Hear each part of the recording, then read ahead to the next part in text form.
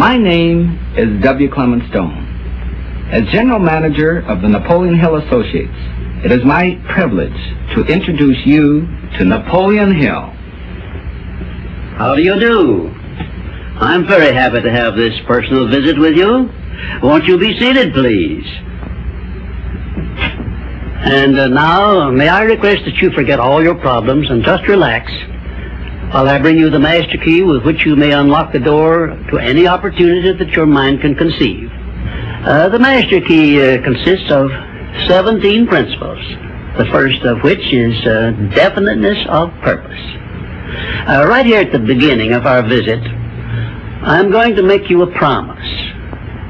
If you will decide definitely what you want most during your entire lifetime and write it down on paper so that I can read it, I will give you the master key with which you may open the door to the attainment of your desires, whatever they may be. The exact moment when I will deliver this master key to you will depend entirely upon when you are ready to receive it. This is the first of 13 messages that I will deliver to you.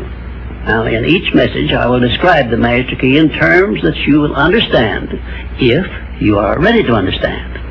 And now I shall give you the first cue as to the nature of the great master key which has been responsible for all the great successes in every calling, in every part of the world.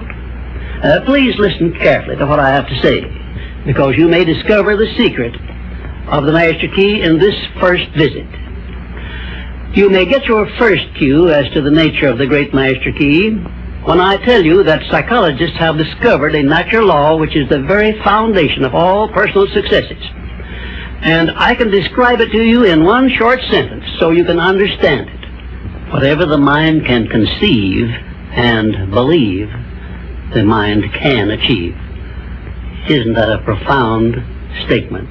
You will notice that it says nothing about the need for education, but simply that whatever your mind can conceive and believe, your mind can achieve.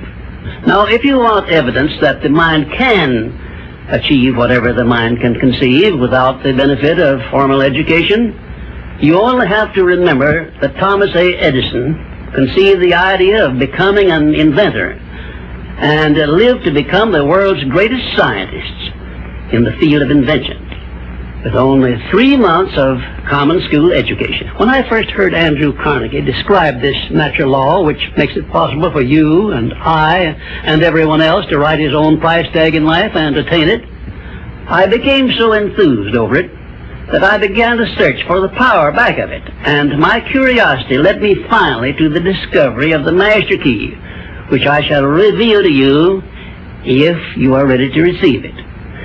My search led me to the study of the spiritual forces with which all of us are blessed. And it was in this field that I came upon a clue which has enabled me to help millions of people to find their earthly destinies. I want to describe my discovery in the simplest terms possible, because it will reveal to you why it is true that whatever the mind can conceive and believe, the mind can achieve, regardless of how many times you may have failed in the past or how lofty your aims and hopes may be. I caught my first fleeting glimpse of the profound law which provides the means by which we may choose our own purpose in life and attain it, while I was being coached by Andrew Carnegie during the organization of the Science of Success philosophy. I had just finished telling Mr. Carnegie that I feared he had chosen the wrong person to give the world the first practical philosophy of personal success because of my youth, my lack of education, and my lack of finances.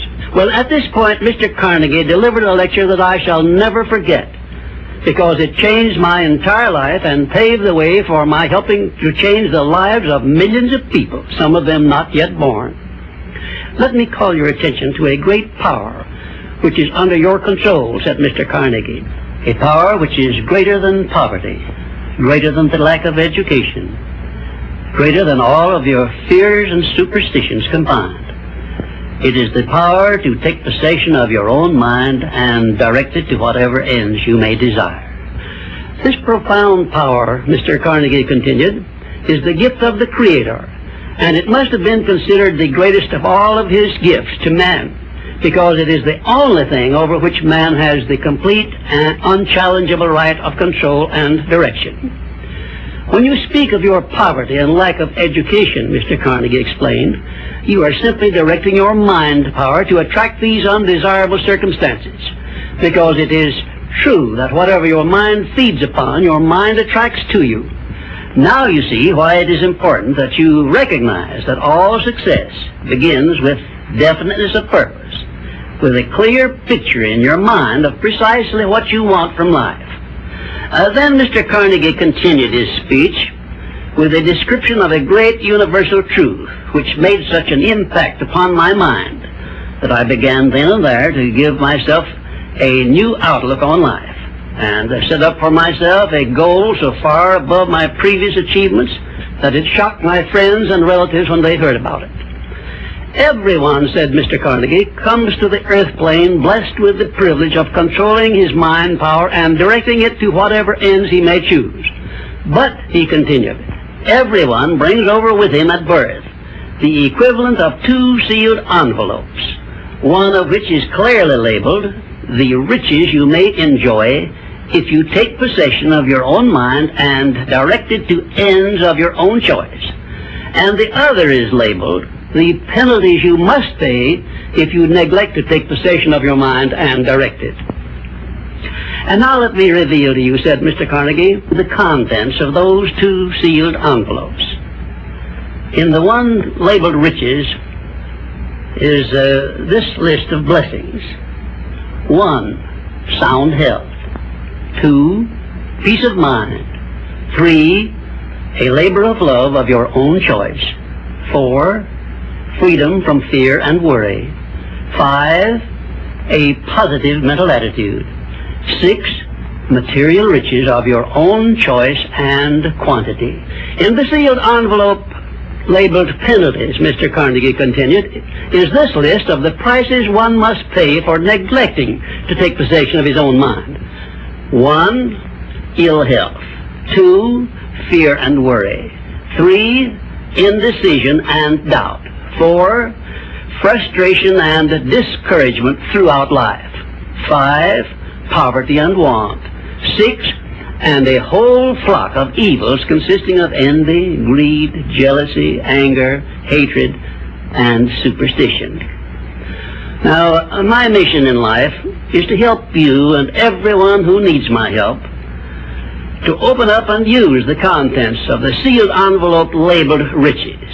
And the starting point from which you must take off if you wish to write your own ticket from here on out for the remainder of your life, I will describe for you in these simple instructions. 1, procure a neat pocket-sized notebook, or something on the order of this one here, loose leaf affair.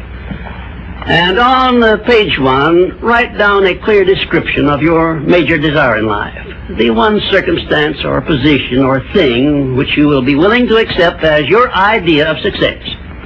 And remember before you begin writing that your only limitations are those which you set up in your own mind or permit others to set up for you. And 2, on page 2 of your notebook, write down a clear statement of precisely what you intend to give in return for that which you desire from life.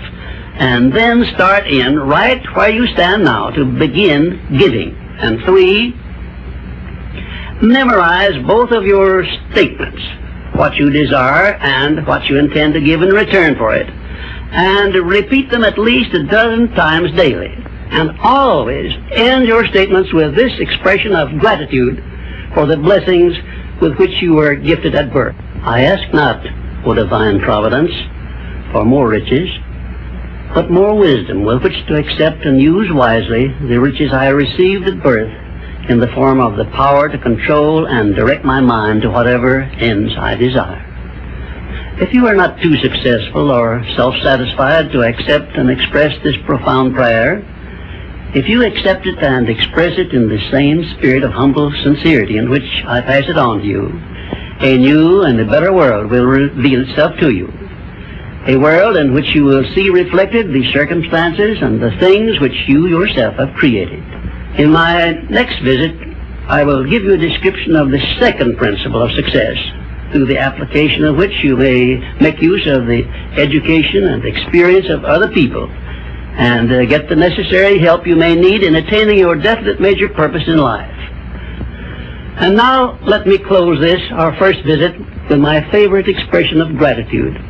O divine providence, I ask not for more riches, but more wisdom with which to make wiser use of the riches you gave me at birth, consisting in the power to control and direct my own mind to whatever ends I desire.